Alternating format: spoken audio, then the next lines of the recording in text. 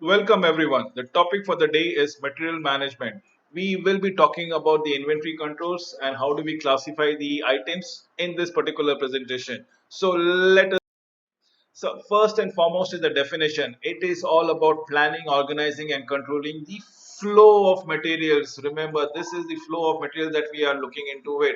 From the point of time that has been purchased to the time it has been stored and then it has been issued for distribution. So that is the point that we are looking into it. Material management is often termed as a scientific technique concerned with planning, organizing, controlling of the flow of the material that comes around it. This is what we need to make sure that it happens around.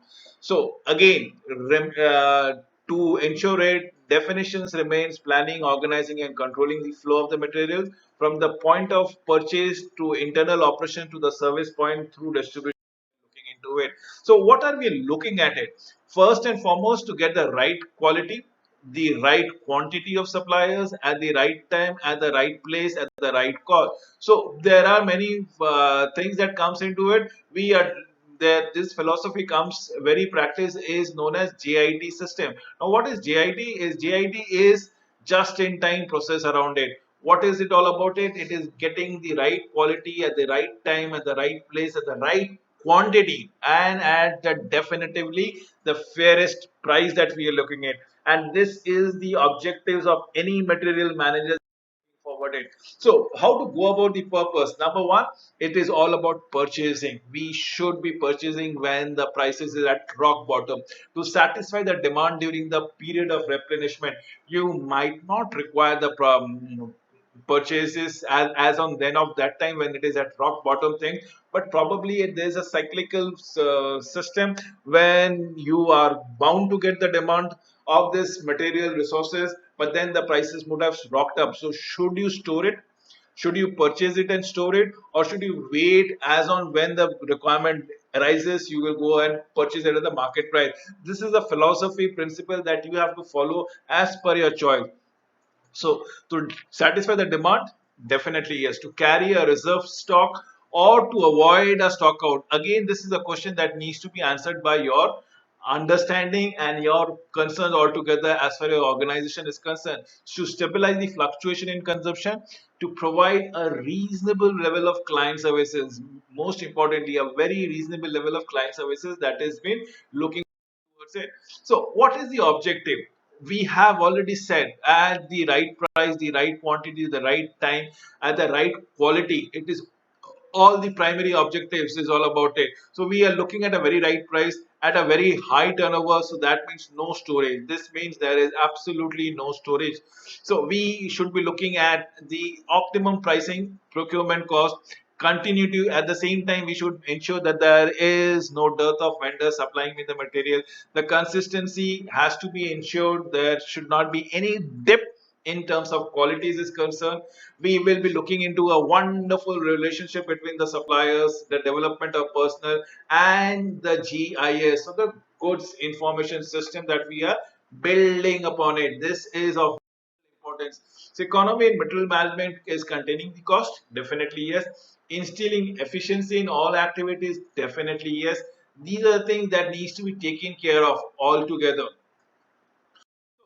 Four basic needs of material management: to have adequate materials on hand as on when on needed. So we should not, the work of production should never be stopped because of the lack of availability of the materials. In case this happens, the material manager is at fault. This is to be prioritized. Inventory management is a scientific process, did I say, of all about procuring and disbursing. In between the internal processes comes in. So what is it we are looking at it? We are looking at the lowest possible price consistent with the quality and value requirement of the purchase material. Remember, this is what we are looking at the scenario. At the same time, remember, at the same time, we want to make least in the inventory investment. So we cannot, or we do not intend to block capital by purchasing the material and letting it rot. Probably rot might be a negative word, or letting it rest in the organization. Remember, there is some kind of pilferage is always happening if you are storing certain things. So that needs to be limited altogether. And to what I'm referring is to be efficient in your operations. So four basic needs materials management. So what are we looking at it? So we are looking at a lot of planning, a lot of organizing, a lot of stuffing that needs to be done. It is all about directing, controlling, reporting. Remember, this is where we are looking at the procurement of the inventoried items. This is where needs to be generated as on when on the data that needs to be coming from the various departments. The material managers should look into it. This is very important, right? We cannot make a compromise on it. Now, what happens with the purchasing habits? Now, this is where the material managers are going to do it. This is about the internal process of the company. Now, this is an external handling system. It is been the negotiation that we are looking into it. The effective purchase system should be simple to understand.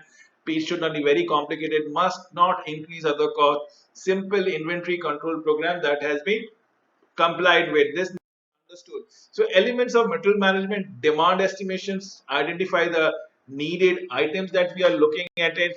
These are the things that needs to be taken care for. We have to ensure elements of material management as the case might be going about it. Calculate the trends. This is what you need to go around it. The trends for the 2 years consistently, which we need to go around it. And then there is some the resources that we are looking out. So, what is the procurement cycle? Did I say there might be any industries? There are many industries which are cyclic in nature. So there are upturns and there are low turns altogether. So you need to understand those things. Review selection, determine the required quantity. Probably you have to maintain the flow as on when on basis. Reconcile the needs and funds. Choose procurement methods. Select supplier. Specify contract terms. What we are looking into it, monitor order status and the receipt of receipt and inspection. Now this is the procurement circle that we need to go around it. We need to follow the steps as on when on basis. We need to see the selections that we are looking at. We need to see the number of quantities that we are looking into it. The funds we have to arrange for it because we need to pay for the items altogether.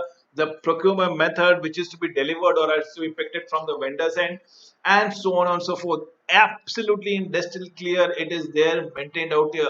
The moment the goods have been received, it should be inspected whether there's the same quality quantity that we have been. So objectives of a procurement system is to acquire the supplies as low at the price that can be possible. Should make a good bargain every time we make a purchase. Remember, if we can reduce the cost, it means we are hiking the profits. So obtain a high quality supplies. Quality at no cost can be compromised. It is all about delivery patterns that we are looking into it. The procurement of the workload to avoid the period of idleness and overwork, and last but not least, the optimizing inventory of the management that comes around it through scientific procurement procedure. So we are following that. There are many companies who will be following what I've said it earlier in the previous slide about JIT, that is just in time delivery system. As on when on require, we keep on placing, we keep on consuming. So there are no storage, there are no provision for keeping the items to be stored at all. So it is just, and the resource material would be coming as an input and the finished product goes as an output and it goes out of the system of the company all. So points to remember while purchasing. Now please understand this. This is specification. Be very clear. Even if you're purchasing a mundane item like eggs, let's say an egg has to be 60-gram weightage, minimum in the vicinity of 60 gram. When I say, people might be thinking who purchases via inventory, via receipt. There are many institutions like, let's say, a hostel would be doing it, a university hostel would be looking for carrots or crates of eggs. The hospital might be looking it, the hotels might be looking it. So yes, we have a mundane item like eggs that needs to be given and proper specification has to be given. Invite quotation, be fair, be very transparent. Let us have a fair competitors bid competition bid altogether, and you will always get the best price. comparison of the offers based on the base price, freight and insurances, that is of most important thing. Then we have the quantity and the payment discount. Now there might be something called a credit payment, where there you can get settle the payment at the end of 30 days, 45 days, or probably you are giving a cash discount. Every time you give a cash payment down, you might get a certain percentage as a discount altogether. So we are talking about the payment terms, we are talking about the discounts, we are talking about the service delivery, the reputation of the vendors, the convenience, the technical capabilities. Now, this is what we are looking at it. This is the point that needs to be done while purchasing. We need to seek acknowledgement and shortlist for a better negotiation price around it. So here we come with the inventory control. It means what? Inventory control is having adequate number of material at your disposal. So as on when on basis that there is a requirement, the inventory, the store people should be able to disperse that material. They should not refuse any requested item, because every time they refuse, it affects the production cycle altogether and things might get halted all the way. So that should not happen. So we need to follow a scientific inventory control result in optimal balanced item. Then come the functions of the inventory control to provide maximum supply service consistent with a maximum efficiency and optimum investment that we go across it. We have to be very cozy when we take certain buffer stocks, as in with things which have been forecasted with the vis-a-vis the actual demand. Why this buffer stock? Because of a certain unwarranted situation that might come across, and it might put you in a fix. You should avoid certain situation and have a little bit of an buffer in your thing. So we'll talk about the EOQs, the economic order quantity. That is about the purchasing cost and the carrying cost. There has to be a proper balance around there that needs to be taken care. Right. So what is EOQ? It is your average monthly consumption into lead time. That means what is the lead time? I place an order, let's say on Monday, and it will be delivered next Monday or next Wednesday. So it might be 3 days or 10 days that can be gone. So there is this time which lapse between the issuing of the order and receiving of the goods is the lead time. It can be multiplied or demarcated in month, plus the buffer stock. I said now we require a certain level of quantity that needs to be done. So what do we say? We will order a little bit of an extra quantity, which is supposedly the buffer stock. Now this extra amount is the buffer stock that comes around it. Remember, this is the required quantity and this is the ordered quantity. So that is what we are looking into, is minus the stock in hand. If there are any stock in hand, how we go around it. So that is what an economic order quantity comes with it. So every time, remember, every time the stock falls to a certain level, it means automatic placement of requisitions for the stock. So stock at which levels the fresh order has to be placed. Average consumption per day multiplied by the lead time plus the buffer stock is the calculation that we come across it. Lead time, I've already said you, the placing of the order and the receipt of the order, the duration in between is the lead time. Ideally it can be 2 6 weeks. Remember, this story which we are talking around is for the engineering firms, and the example that I cited out maybe for an hotel industry or the hospital industry that we comes across it. We'll talk about the 2 3 4 5 varieties of the inventory control that we look into it. First and the foremost is an ABC analysis. For my understanding, I love to call it always better control. This is what I believe so for ABC, but probably not. It tells me how to prioritize certain items when confronted with a large number of items. Remember, approximately about 10% of the material consumes 70% of the resources. The Pareto's principle that comes around it. Similarly, about 20% of the material consume 20% of the resources, and 70%, these are small minor problem, minor items that comes around it, absolutely minor which consume approximately 10% of the resources. Now people might tell me, what is resources? Resources is nothing but this. Resources is money. Resources is money we are looking at. So 10% of the items would actually take 70% of my budget. 20% of the item actually takes 20% of the budget, which is fair enough. But then there are 70% of the material, remember, which consume 10% of the resources. So there are minute things that comes around it. So that is what you need to have a better control. So if you can, again, now coming what needs to be controlled, you need to control only this. If you control 10% of the material, remember your budget gets curtailed off altogether by 70%, and you are sure that nothing great bad thing is going to happen. Top management will be looking for the A items only, absolutely the capital investment looking at. Similarly, for C items, it can be done by ordinary control measures. There is nothing much. Let's say for a pen, paper, stapler, anything within $100. If you want to make any kind of purchases, people can go around it. You don't require a lot of approvals for getting such kind of things. So we talk ABC analysis does not stress on the item, but those are less costly but maybe very vital altogether. That's one thing that needs to be taken care of. Large in nine numbers, the C items are large in number but consume less. Done. So we can come into the next thing, which is known as vital, essential, and desirable content altogether. That needs to be understood. Everything we have to speak about the next analysis called VED, vital, essential, and shortage. Now, vital are the items where shortage will not be tolerated. If there is a shortage, it's a fallacy on the purchase manager.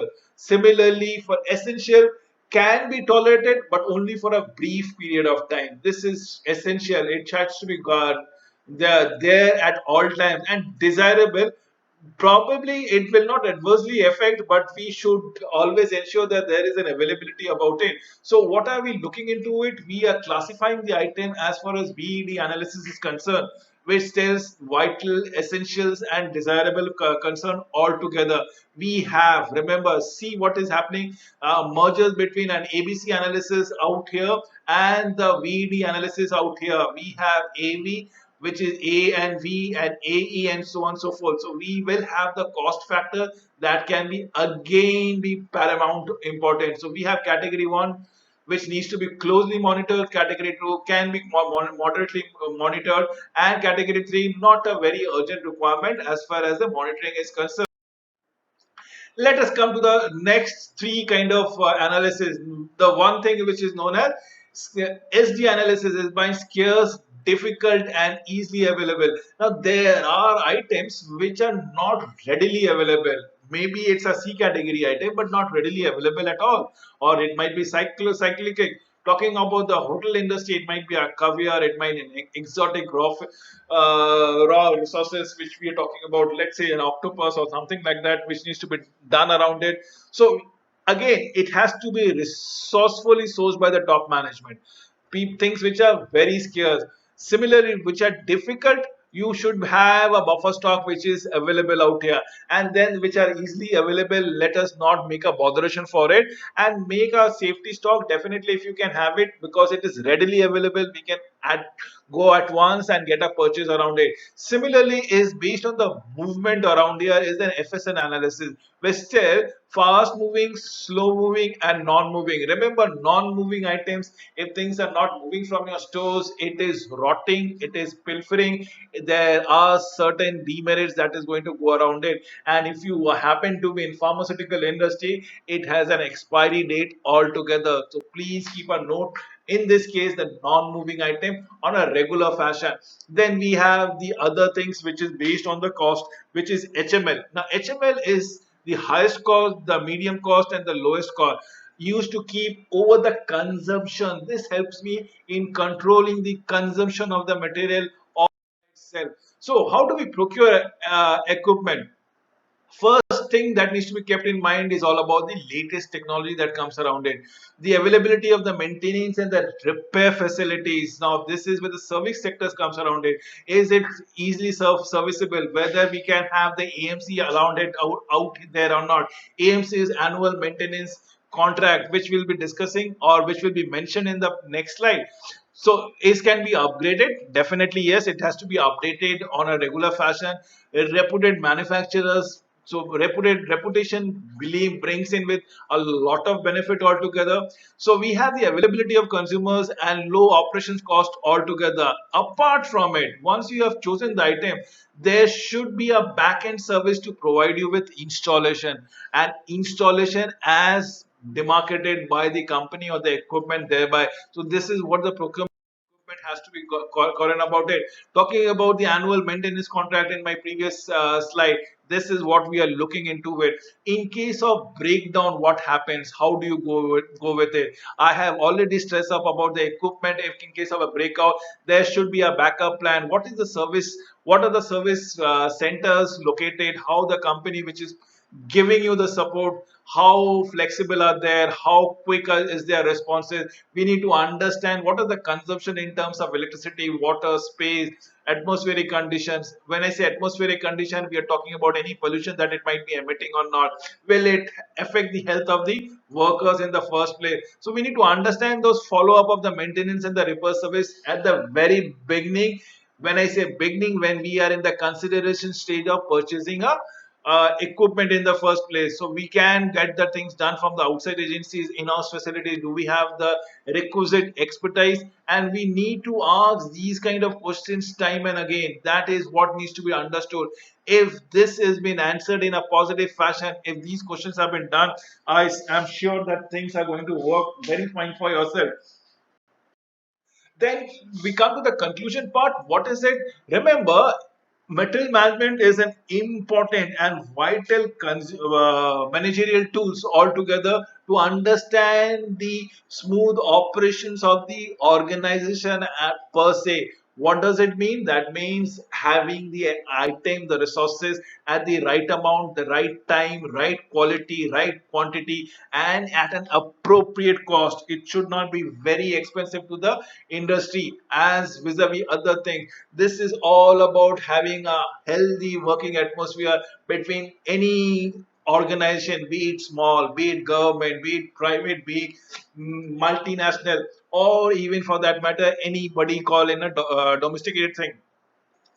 A common man should, I am very assured of what it should have a basics of material management, so that he can make the best of the available resources and make it a habit to adapt the principles of material management on to the daily life and daily activity.